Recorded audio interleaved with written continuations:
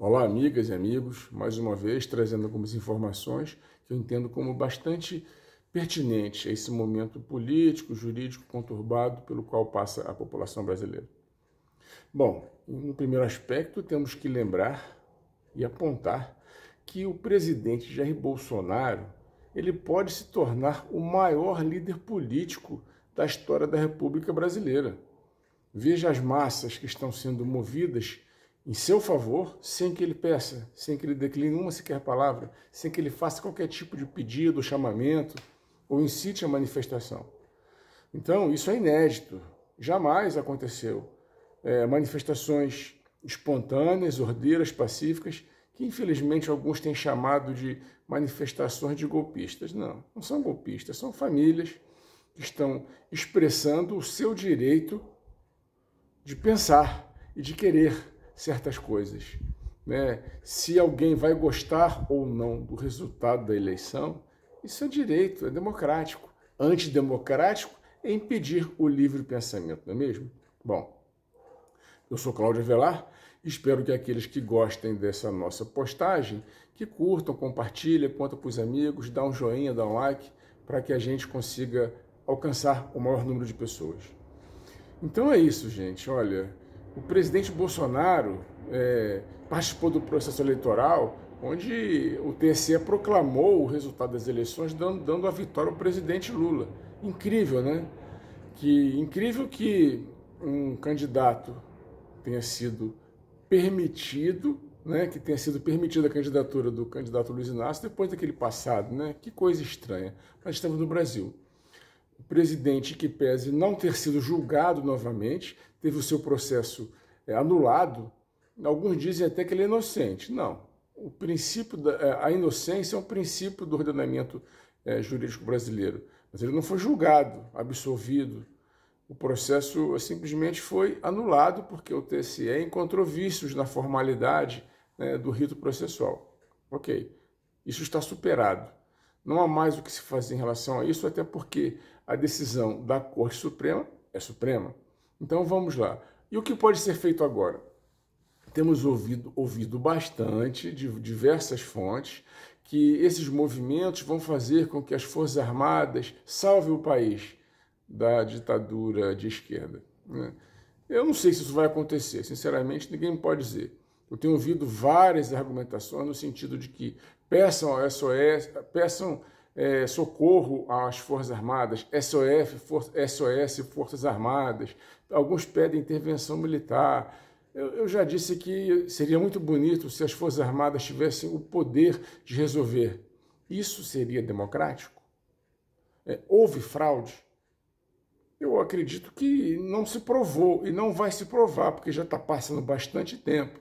Hoje eu ouvi no noticiário que amanhã será entregue, hoje é segunda-feira, dia 7, que amanhã, dia 8, seria entregue um relatório do Ministério da Defesa apontando a lisura das urnas. Bom, não sei o que tá nesse relatório, os termos que compõem esse relatório, se aponta fraude, se indica apenas fragilidade. Se indicar fragilidade e não provar a fraude, então quer dizer que fica muito difícil que qualquer ato a posterior seja feito.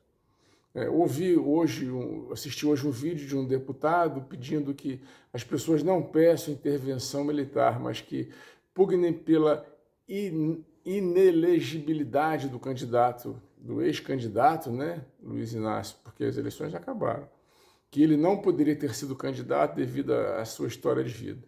O fato dele ter sido indiciado, investigado, processado, condenado e depois inventar um termo descondenado pelo Supremo, ainda assim é muito discutível, porque o Supremo disse que ele estava elegível. O TSE aceitou a sua candidatura. Então, agora dizer que ele não deveria ter sido elegível, não poderia ter sido candidato, não poderia ter sido eleito, não sei se é muita pretensão ou se é muito pé no chão da minha parte achar que isso não vai colar. As Forças Armadas já tiveram 1000 oportunidades de intervir e não houve nenhum tipo de intervenção. Vamos ver o que vai acontecer, vamos ver o teor desse relatório, mas é importante a gente lembrar que juridicamente não há contestação dos atos do Supremo, não houve. Então, agora, depois das eleições, será que vai caber ainda essa ação de quem quer que seja? Né? Não sou pessimista, já declarei meu voto. Eu acho que é uma vergonha. Ninguém anulou os fatos que aconteceram na Operação Lava Jato, ninguém anulou o que aconteceu no Mensalão, as condenações que vieram do Mensalão, as condenações que vieram do Petrolão, da Lava Jato, ninguém anulou as delações premiadas, foram fatos, vieram, dinheiro foi devolvido. Foi o maior esquema de corrupção da história do Brasil, talvez do maior do mundo, e quem diz isso foi o ministro do Supremo. Vários ministros falaram isso. Um ministro chegou a dizer que teria o PT feito caixa para campanha em 20, 30 anos. O outro ministro falou que aconteceram crimes de roubar o dinheiro público e tal. Ok. Então, isso está público. Isto aconteceu. Dinheiro foi devolvido, delações premiadas foram realizadas. Isso é direito. Acordos de leniência com empresas foram realizados, dinheiros foram devolvidos. Eu, sinceramente, não gostaria que isso tivesse sido imposto goela abaixo ao povo brasileiro. Agora, a questão da imparcialidade do juiz, do juiz Moro, então, o juiz que presidia o processo, lembremos-nos que um juiz não pode presidir uma investigação. O princípio do juiz natural impõe que ele seja neutro, que ele seja imparcial, né? Enfim. Então, esquecendo o que aconteceu na Operação Lava Jato, esquecendo o que aconteceu no processo que tornou nula a condenação, mas o fato é que as provas existem e ele, infelizmente, todo mundo sabe, até os eleitores do candidato eleito Luiz Inácio, sabe que os crimes foram praticados. Os eleitores do Lula não votaram nele porque acharam que ele é inocente. Achavam que, mesmo tendo praticado, valia a pena. Imputaram outros fatos e chamaram o presidente Bolsonaro de genocida. Vocês sabem o que é genocídio? É um crime contra a humanidade, contra muita gente. Assim, será que todos que morreram em decorrência da vacina? Isso é uma imputação absurda. Eu vi gente culta dizendo que a culpa da morte de 600 mil pessoas tem que ser atribuída ao presidente Bolsonaro. Isto é um absurdo jurídico, né? Politicamente pode ser que colhe, que as pessoas falam 20 vezes uma mentira, ela acaba virando verdade. Mas juridicamente o fato não é esse. Tanto é que não pode ser a ele imputado a prática de nenhum crime, muito menos do crime de genocídio. Genocídio que aconteceu com os judeus na Segunda Guerra Mundial, da Alemanha, que tentou dominar o mundo, invadir o mundo e prender os judeus porque queria uma raça pura, ariana. Isso é um genocídio contra outras populações antigas, mas não no caso da vacina. As vacinas foram compradas, quem quis se vacinar se vacinou. O Brasil é um dos países que mais vacinou no mundo. Tem gente que até hoje não quis se vacinar. Sabe, aquela coisa, meu corpo, minhas regras, não é isso? Muita coisa aconteceu que a gente sabe que, infelizmente, tudo indica que tenha sido politicamente. Eu estou falando de jurídico, de direito, mas a gente não consegue separar o fato político do fato e do ato jurídico plenamente, nesse caso, que tudo envolve uma eleição. Então é isso. Vamos ver qual vai ser o relatório, quais vão ser as propostas apresentadas pelos militares que acompanharam o processo eleitoral.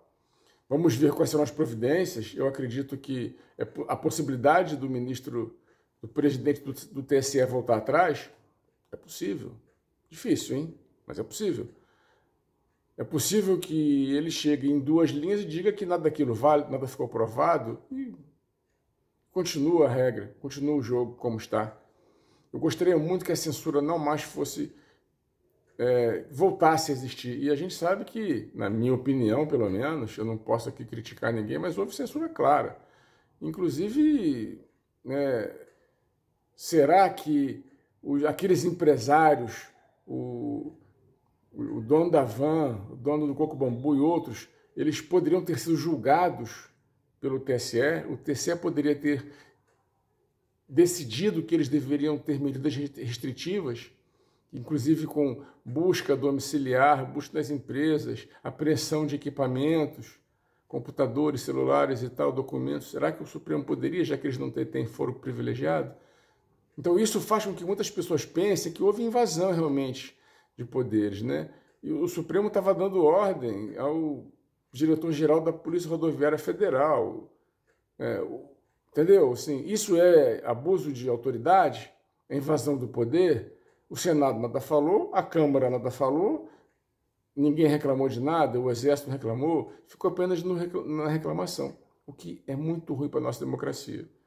Agora, parabéns àqueles que estão se manifestando, que estão comparecendo aos pontos de encontro, algumas reuniões livres, democráticas, não é ato de golpista se manifestar, porque a Constituição permite a livre reunião, a livre manifestação do pensamento.